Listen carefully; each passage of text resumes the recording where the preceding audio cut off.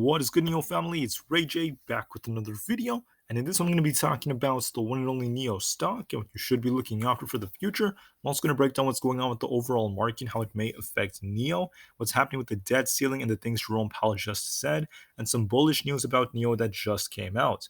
I'm going to break down why on earth this is going to be huge for NIO moving forward for the future of its technologies and what this news was that caused NIO to close green. Before I break anything down about NIO, though, before I talk about why this was a pretty good day for it, considering that the market was red and NIO was green, I do have to mention a couple of things before starting.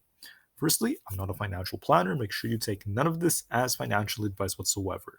And also, if you guys can, please smash the like button if you want to see more videos like this. It not only benefits me, it benefits the entire NIO community as a whole. And the last thing is, if you guys can, please check out the Webull link down below and in the description. If you sign up for Webull, the link down below, and deposit any amount of money into the account, whether it's $1 or $100, it's up to you. You're guaranteed up to 12 free stocks, each worth up to $3,000. And the best part is, any could be a free NIO share.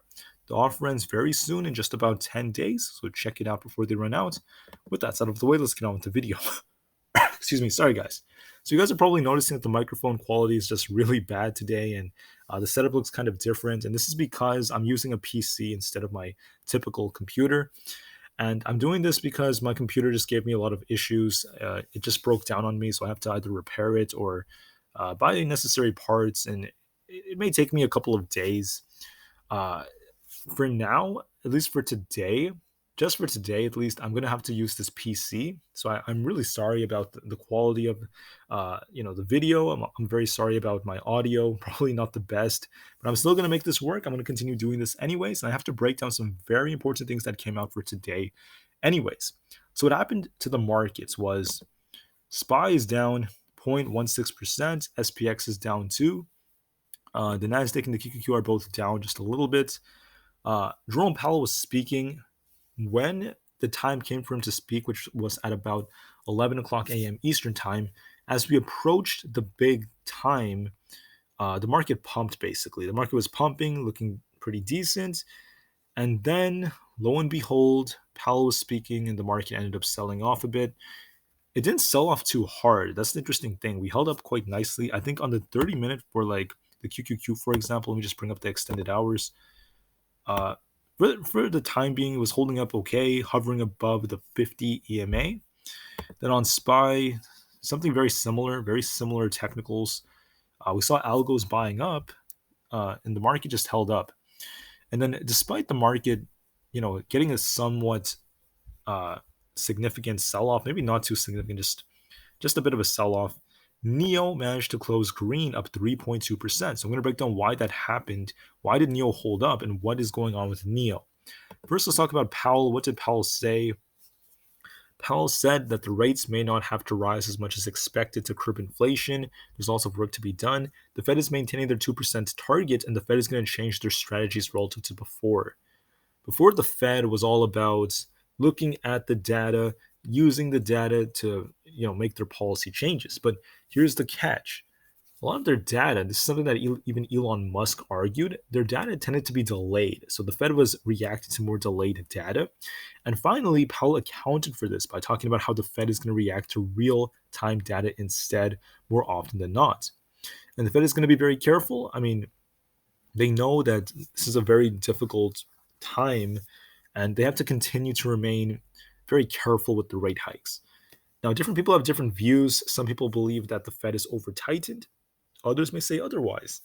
Different Fed speakers have all, or at least a majority of them that spoke this week, did not say that. They're basically open to the Fed either pausing or even giving us another rate hike.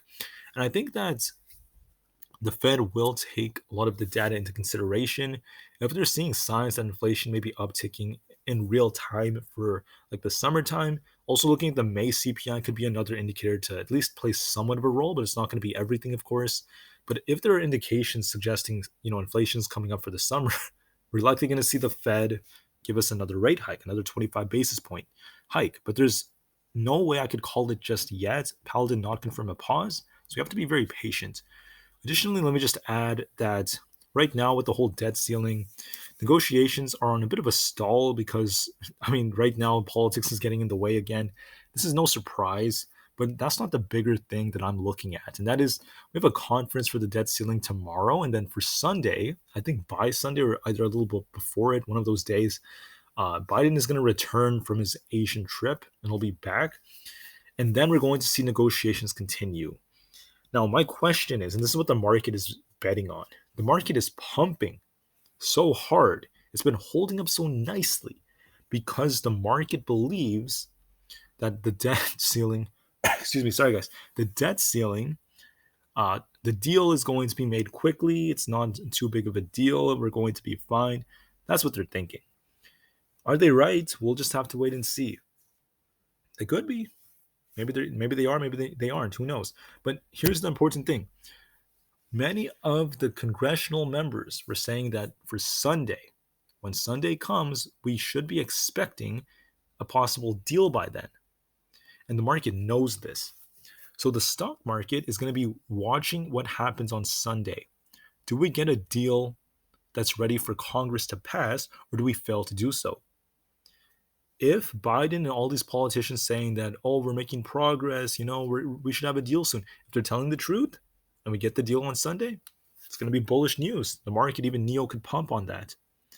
But if they're wrong, and we don't get the deal for Sunday, it's going to lead to some complications. The market's going to become a lot more nervous because we are very close to the default date. Janet Yellen said it's going to be June 1st, but I've seen other sources that say the U.S. government will have enough funding to last until July. But for now, the market's really concerned about June 1st.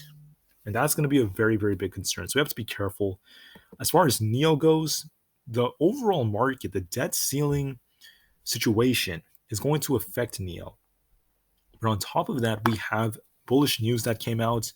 NIO announced that they invested into a nuclear fusion startup. And this is very good for their energy sector.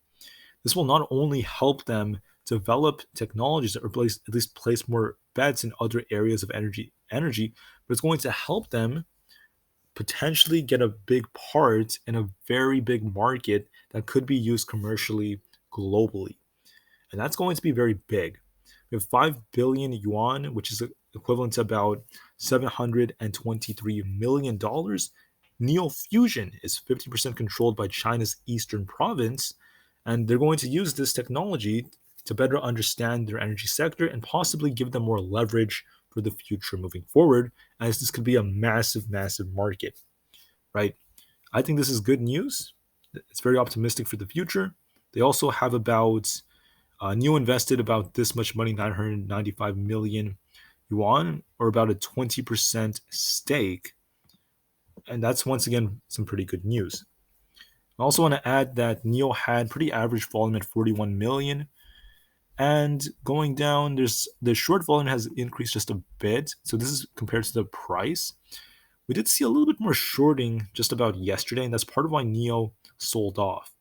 But as long as there's good news, as long as NIO maintains positive sentiment with new deals and new investments, it could help the share price.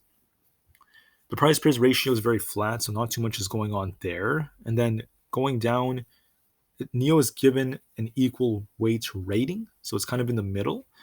And finally, as far as the data goes, Fridays tend to be green only about 53% of the time, and NIO was green, but Mondays tend to be a little bit weaker. And then finally, the short interest, we should be seeing a spike here, maybe like for either by yesterday. I think there should be a spike that comes. It's not showing yet, but it will show most likely. And we'll see what happens with the short interest going into next week because it's going to depend on the debt ceiling. So I'm not going to talk too much about the other tickers. Just for NIO specifically, if we get some bullish news from the debt ceiling and the whole market starts to rally, NIO could get dragged up to about 8.14. If it breaks that, it can make its way up to 8.25 and then 8.4 plus. We could see NIO rally off the debt ceiling news if we get exactly what we're looking for. On the daily chart, NIO is going to be treating the 50 EMA as resistance. So we break this 8.4 resistance, we're going to be seeing 8.69.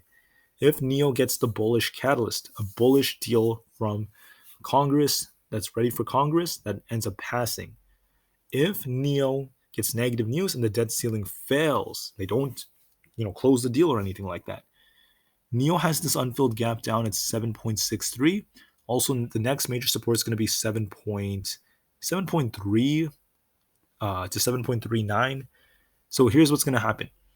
If it's good, the debt ceiling deal is done and it's ready for Congress. There's progress being made. The market pumps. NIO can make its way up to 8.4, then 8.69. Get closer to $9. If it doesn't get done, and there's bad news for NIO, going into the weekend, going into next week, NIO is going to get rug pulled to fill this gap and all the way back down to 7.6 and 7.3. Okay? Do I know what's going to happen? I don't know exactly how this is going to turn out for the short term. I mean, it depends on the debt ceiling. Let's see if these politicians were telling the truth about us potentially getting a deal by Sunday.